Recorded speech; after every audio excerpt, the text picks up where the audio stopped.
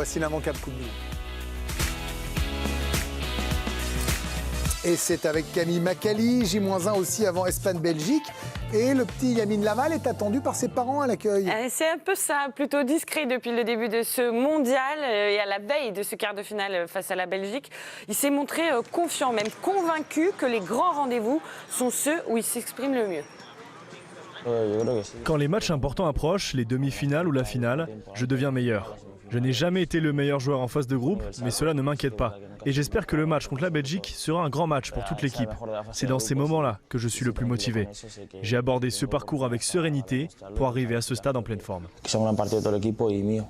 Hier, justement, on évoquait tous les top joueurs de ce mondial. Lui, il fait partie des top joueurs, mais pour l'instant, on n'a pas vu le grand moment de Lamine Yamal. Alors, on s'arrête quelques minutes sur ce quart de finale. Je ne sais pas si on peut dire surprise. Peut-être que je dis une bêtise en disant ça, Yohan Ryu. On est sur l'Espagne, on y va avec Yamal. Oui. C'est vrai qu'on n'arrête pas de dire que c'est la Coupe du Monde des stars et on s'en réjouit. On a fait un débat hier génial, Haaland, Kane, Mbappé, Olysée, Messi bien sûr, et même CR7 à un moment. Enfin, je veux dire, voilà. Mais il nous manque un Espagnol. Il nous manque Lamine Yamal parmi les stars. Oui, mais c'est un cas très particulier. Greg, tu sais, il est arrivé quand même blessé. Il y avait quand même un doute, même une incertitude. Et là, cette Coupe du Monde si particulière, qui est beaucoup plus longue, avec le 16e de finale en plus, ça a permis quand même la gestion du temps de jeu. Et surtout, c'est que c'est une équipe qui est tellement extraordinaire collectivement. Il n'y a pas Yamal, allez Oyarzabal, allez un autre. Vous la trouvez vraiment extraordinaire collectivement, là ? Ben, tu vois, sans être exceptionnel, ça déroule. Bah oui, mais donc vous m'avez dit sans être exceptionnel, ça colle pas avec extraordinaire collectivement. Non, mais je trouve si, parce que c'est-à-dire que pour l'instant, quand même, ça passe sans. Parce qu'Oyarzabal, quand même, c'est un génie absolu. Le sens du jeu, le sens de l'espace, le collectif, la manière de jouer. Et c'est encore plus beau d'être une star sans être, disons, une star des réseaux ou pas. Et je trouve que cette équipe, et Yamal, c'est très intéressant parce que pour l'instant, comme il n'est pas à 100%, et je trouve qu'il n'a pas surjoué, il y a les autres qui sont à côté de lui. Et donc, pour moi, mais alors, est-ce que c'est pas pénalisant pour la suite ? Est-ce que c'est pas maintenant quand ça s'élève ? S'ils ne se réveillent pas, ils vont pas passer. Parce que jusqu'à présent, alors sans faire injure aux adversaires précédents de l'Espagne, mais ils prennent pas de but, donc ça veut dire que défensivement, ils sont quand même bien serrés et c'est une équipe qui est redoutable à ce niveau-là. Portugal n'a rien montré contre l'Espagne, absolument rien. Et donc Yamal a tenté tout de même contre le Portugal de provoquer. L'habitude, il passe. Oui, mais je l'ai trouvé. Franchement, vous m'avez dit les jeunes. Vous avez vu l'Euro qu'il avait fait ? Oui. Là, c'est il arrive blessé, Greg. Oui, mais voilà, il sort d'une saison harassante, de 2 saisons où il a pris des coups, bien sûr. Il faut qu'il digère aussi tout ce qu'il vient de vivre là depuis 2 ans. Et après, je trouve franchement, dans le match contre le Portugal, et je l'ai trouvé en canne, moi, je l'ai trouvé pas mal malgré tout. Effectivement, il n'est pas encore décisif, mais attention, moi je me méfie tellement de ce type de joueur qui sur un coup de patte est capable de faire basculer un match. Donc attention en quart contre la Belgique. Il manque des stats parce que pour oui, bien sûr. Un but et c'est un formidable passeur et pour l'instant il n'a pas délivré une passe décisive depuis le début de cette compétition. Donc et quand on regarde l'efficacité, parce que vous avez parlé de tir, un but, mais c'est seulement 6% de tirs convertis en but pour l'instant. Donc il faut qu'il soit plus efficace dans son jeu, même dans ses centres. Pour l'instant, il n'y en a pas beaucoup qui passent. Après, on va voir s'il va se mettre en mode quart de finale, comme ce fut le cas à l'Euro. On a appris ses statistiques à partir des quarts de finale du dernier championnat d'Europe. Il y avait eu ce but contre la France, il y avait eu 3 passes décisives et il avait été formidable. On a le droit de dire qu'il est très décevant depuis le début du mondial par rapport à la star et à son talent qu'il a, quand bien même il a des circonstances atténuantes, et que c'est maintenant qu'on va savoir. Je pense que ça, c'est très correct. J'ai aucun doute sur le fait qu'il puisse être bon sur les gros matchs, notamment cette Coupe du Monde, mais effectivement, le temps est son allié. Quand tu arrives dans cet état-là physique, le temps est ton allié. Et effectivement, je rejoins Karim, c'est pas GG, mais c'est de mieux en mieux à chaque sortie, j'ai l'impression. Et il s'en quart. Ça veut dire qu'en plus, lui, les gros matchs, il sait déjà faire. Et on va avoir affaire à un gamin, évidemment, c'est la plus jeune de toutes les stars que vous avez citées hier, c'est le plus jeune. C'est le plus arrogant. C'est ça notre débat. Et je pense qu'on pourra en parler avec Greg tout à l'heure. Oui, j'aime pas son Mais si j'étais Yamal, je peux dire que je serais arrogant. Et encore mais plus le temps est sur le. Déjà que vous n'êtes pas Yamal et vous êtes arrogant, alors vous imaginez. Encore plus ça. Non, mais j'adore ce débat. Encore heureux qu'il a quoi, 18-19 ans, tout marche. Il a marché sur l'eau à l'Euro, il a mis le but extraordinaire contre l'équipe de France, il gagne tout, il est jeune. Mais moi, je serais 1000 fois. Moi, je serais le poitrail en avant. Je m'appelle Lamine Yamal. Et évidemment, non. Mais qui peut avoir le Non, mais on l'attend quand même sur des exploits individuels. Il y a quand même beaucoup de prises à 2, parfois à 3. Il est très, très bloqué. Il est une menace quand même permanente. Il libère pas mal d'espace pour les autres. Et la Belgique, est-ce qu'ils ont le niveau pour jouer l'espace ? Parce que franchement, on peut me dire c'est que les États-Unis, perturbés par Balogun. On peut me donner tous les arguments Sauf qu'ils font un recevables. grand match à Belgique. Pardon, hein. Oui. Mais le match qu'ils ont fait Leur meilleur match. par rapport à ce qu'on a vu avant. Tactiquement, ils ont été. Et de laisser De Bruyne sur le banc, de laisser Doku sur le banc. Et Lukaku qui vit pour l'instant un truc de dingue. Il vit une saison, je crois, à 65 minutes de temps de jeu. Une saison totalement dingue. C'est plus fort que le Portugal, la Belgique, dans cette Coupe du Monde. Non, mais surtout, ils ont cette confiance. oui. Je sais Ils pas, sont arrivés, tout le monde est critiqué, tout le monde est taillé. Ils étaient au fond du trou. Et là, Rudy Garcia qui fait des choix absolument. Non, mais Il laissez n'y a rien De Bruyne sur le banc. de plus redoutable qu'une équipe qui a fait une remontada contre le Sénégal, qui passe par un trou de souris, qui élimine le pays organisateur. Honnêtement, en termes de confiance, ils arrivent quand même gonflés contre l'Espagne où ils n'ont pas de pression, puisque la Coupe du Monde est réussie et pour Rudy Garcia et pour les Belges. Quand ils arrivent, ils sont quart de finalistes. C'était pas du tout. Ils sont dangereux là. Là, ils sont hyper On les voit dangereux. pas venir, Hyper dangereux. Je trouve que l'Espagne est très très forte. Ils Oui, te bien privent sûr, on est d'accord. de ballon, ils sont très forts au milieu de terrain, ils sont patients, ils prennent pas de but. Voilà, la Attention, Belgique, quand même. c'est sûr, hein, tout ce que tu as dit est juste, mais je les vois pas aller battre les sur un match. Espagnols. Non. Mais c'est déjà réussi. Rappelez-vous, moi, la 80e Belgique-Sénégal, j'ai éteint. Oui. Non, mais je vous jure que j'ai oui. éteint, je suis passé faire autre chose et je vois merde, je vois le pouls, je vois 2-2, je dis oh putain, faut tout que je me refasse. 85e de Faut 0. tout que je me refasse, putain, c'est pas Mais vrai. pourquoi vous avez fait ça aussi Bah, Il y avait une pizza alors, qui vous appelait. Ils avaient. Soyez honnête. C'était autre chose, faut pas Ah dire oui, la marque. c'était un burger. À trois étages. Mais un burger. franchement, à 80e contre le Sénégal, t'as pas une occasion. C'est Oui, mais horrible. il a raison, ça ressemble à ces joueurs qui gagnent des grands chelems Bien après sûr. avoir sauvé des balles de match. Ouais. Vous voyez, Voilà. ce genre de truc. Et après, un Le très bon supplément match. d'âme.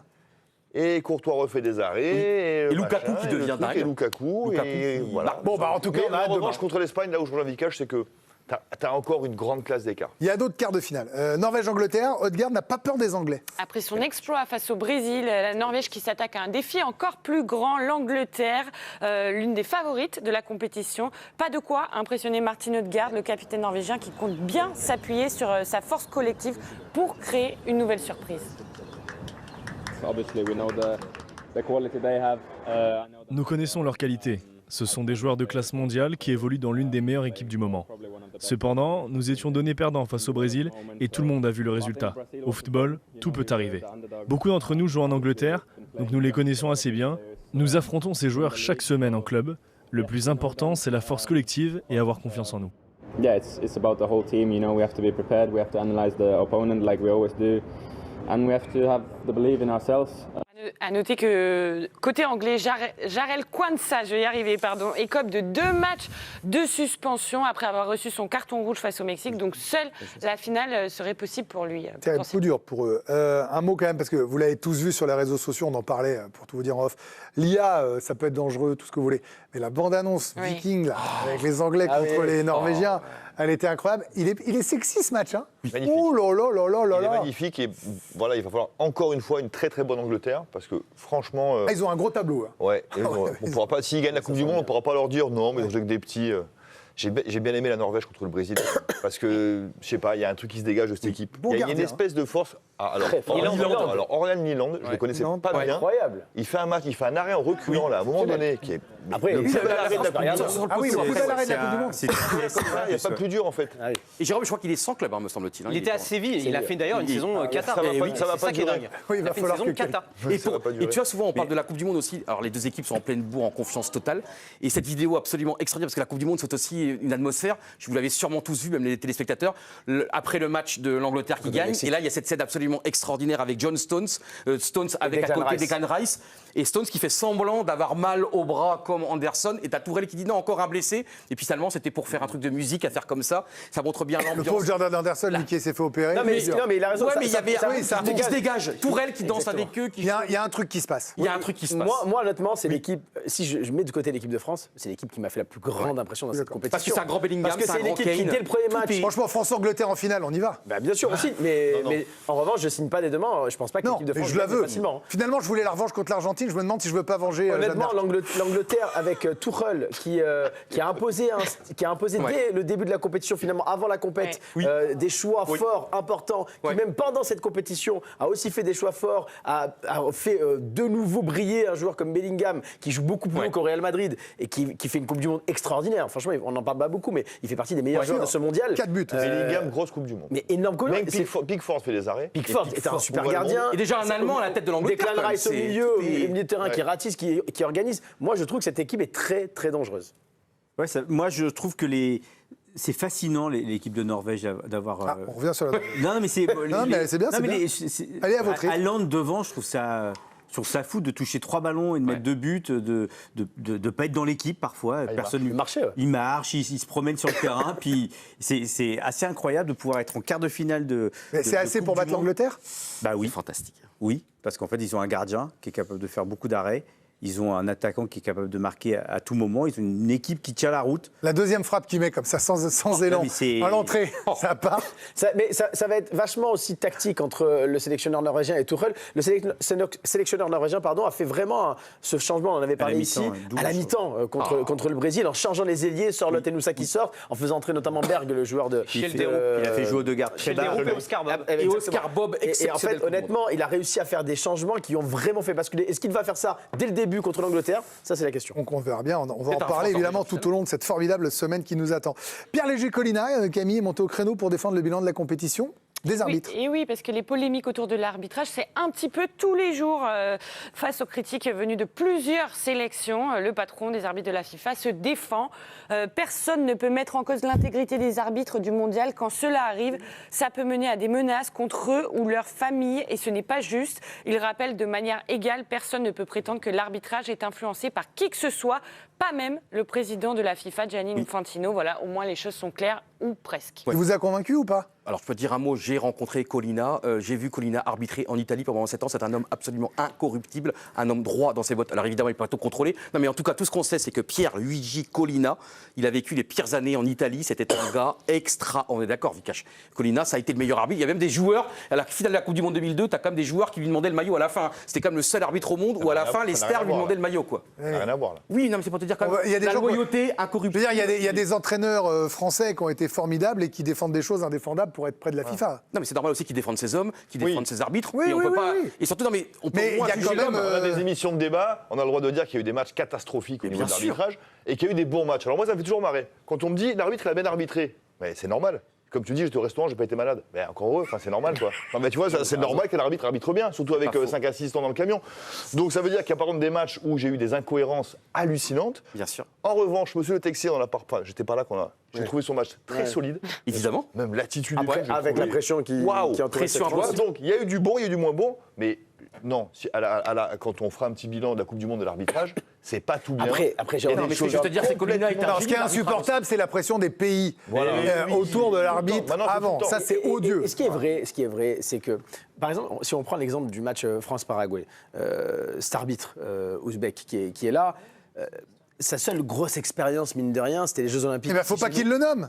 Et c'est exactement ça. Le problème vient même pas limite de l'ouzbek. C'est que qu'est-ce qu'il fait là il a raison. Et franchement, tant mieux pour lui s'il peut arbitrer à ce niveau-là. Et tant mieux. Qu'est-ce qu'il fait là mais en fait, c'est pas lui rendre service de lui donner un match où il a jamais arbitré des stars pareilles, où le football va beaucoup plus vite que dans d'autres matchs. Enfin, il sait sortir les cartons, mais il les sort. De choisir le Texier pour Argentine, Égypte, c'est pas bon non plus. Oui, mais ils prennent 5 Argentins pour France-Maroc. Oui, je sais, mais il y a 5 Argentins, pas 3. Oui, mais donc il y a un problème sur ce choix. Non, ils montrent. Alors en fait, on peut le prendre à l'inverse. C'est qu'ils disent on va vous montrer que les mecs sont pas corrompus, que votre pression, on s'en fout, on met ceux qu'on estime.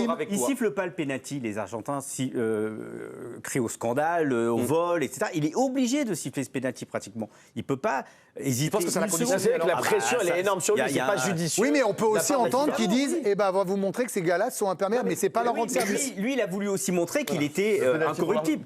Ouais, il est obligé de le siffler, même s'il y a un doute. Pour moi, il y a Il n'y a pas de doute. Oui, mais Vikash, s'il y a péno, il le siffle. En revanche, de nommer le Texier pour ce match-là, avec son expérience, son charisme et le respect qu'il impose aux joueurs, ça par contre, c'est une bonne décision. Parce qu'il est habitué à arbitrer des matchs de Champions League où le football va très vite. J'ai juste que sportivement, le Texier sur ce match-là, ça a un sens. Allez, on verra ce soir, parce que, je le rappelle, 5 Argentins donc pour arbitrer ce France-Maroc. Et une fois de plus, tout est dans les pieds des joueurs. Je le dis, je le redis, comme Deschamps. Si vous marquez 2 buts qui ne sont pas hors jeu, il ne se passera rien. Rafael Marquez, nouveau sélectionneur du Mexique. Une page qui se tourne et comme prévu, c'est Rafael Marquez qui va succéder à Javier Aguirre à la tête de la sélection nationale après la Coupe du Monde 2026. L'ancienne légende du Barça, 5 fois mondialiste avec le Mexique, était déjà l'adjoint d'Aguirre depuis 2024. 2024. Donc une transition qui s'inscrit dans un projet préparé de longue date par la fédération mexicaine qui mise sur Marquez pour conduire El Tri jusqu'au mondial 2030. Gianni Infantino dans la tempête. La pression qui monte sur lui, 72 parlementaires européens demandent l'ouverture d'une enquête sur le président de la FIFA après justement cette fameuse polémique autour de Folarin Balogun et l'annulation de son carton rouge, une décision prise après une intervention assumée de Donald Trump qui a suscité de vives accusations d'ingérence politique.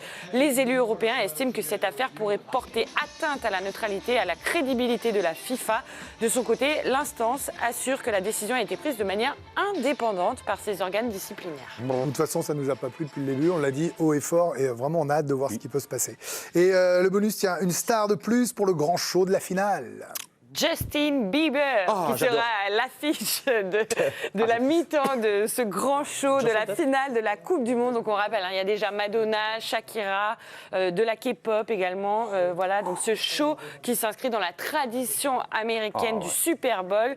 C'est Chris Martin, le chanteur du groupe Coldplay, qui est le directeur artistique du spectacle. Donc on attend de voir ça.